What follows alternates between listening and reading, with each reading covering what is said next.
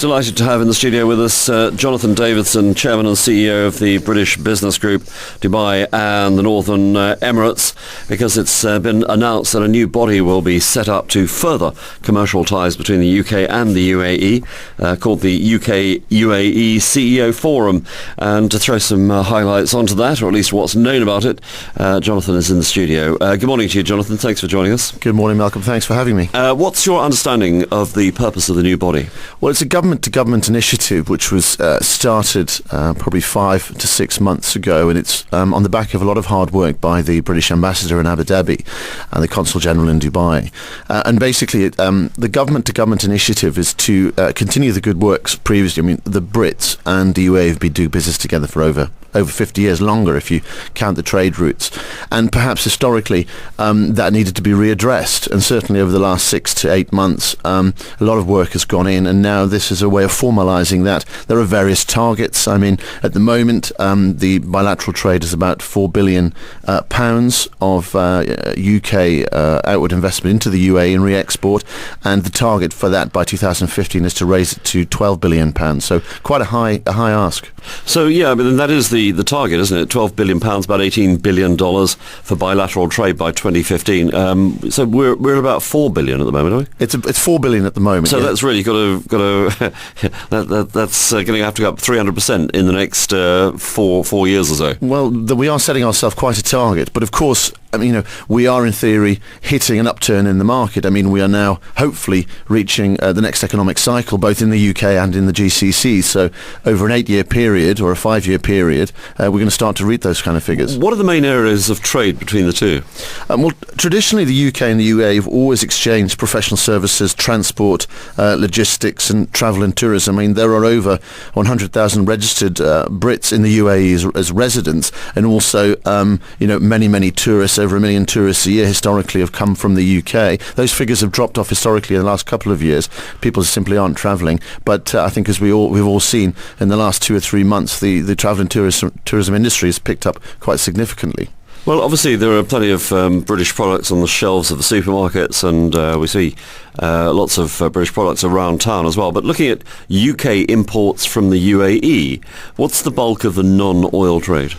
The bulk of the non-oil trade is re-export. As we know, we're on the trade route coming out of the Far East, and there's a lot of transshipment coming out of Jebel Ali port and various other ports. Again, Abu Dhabi is starting to be a major player in that front, and a lot of the figures come from re-export of goods and services out of the UAE into the UK. So in actual fact, a lot of that sort of £12 billion pounds of trade is actually going to come from the UK, actually importing Chinese or Oriental products that seem to have just come by via Dubai. Well, that's right, but I think the most important, I think that figure is reflective of the UK's imports into the UAE and also the bilateral trade. I mean, the very large investments, the difference is the UK would bring in a large number of fairly small products and services into the UAE, whereas the bilateral arrangement is that the UAE brings much larger investment. I mean, you can look at various projects which are afoot at the moment. DP World's London Gateway project, the London Array, these are very large investments by the UAE, and they comprise £1 billion or £2 billion in their own right. And that will be included in that trade figure, obviously. The Gateway project particularly is important for the sort of revitalisation of South Essex, North Kent and that sort of East London area as well. It's going to be a massive project when it gets going. I just wanted to clarify one thing with you, that Chinese or Oriental goods that come from the Far East into Jebel Ali or somewhere else and then re-exported to the UK. Is this a way to get around quotas, or is there value added to those products when they arrive in the UAE? No, there's a value added. I mean, Jebel Ali is a huge facility. As we know, there is a significant amount of repackaging and realignment of goods as they come back out of the UAE. But is that simply to get around quotas, though, or is it? Not that I'm aware of. And these figures are also the inward investment into the UK. I mean, they're genuine figures. They are based out of UAE investment into the UK. They're not inclusive of the re-export of Asian goods. That would would be a separate figure. So if we were to include those figures, in 2010, for example, exports to the UAE, as I said, were 4 billion, and UK exports from the UAE were 1.7 billion. Now that 1.7 billion would have been made up a lot of the investments that we've talked about, the larger ones, the infrastructural investments. As you see it, what are the areas of trade that can be expanded? Well, I think coming into the UAE, I think Dubai and Abu Dhabi represent a hub for expansion into GCC and MENA. Therefore, in other areas, perhaps outside Dubai and Abu Dhabi, you've got continuing development of infrastructure, roads, and the UK has always been a great provider of professional services, expertise, consultants, engineers. So you've got that side of things.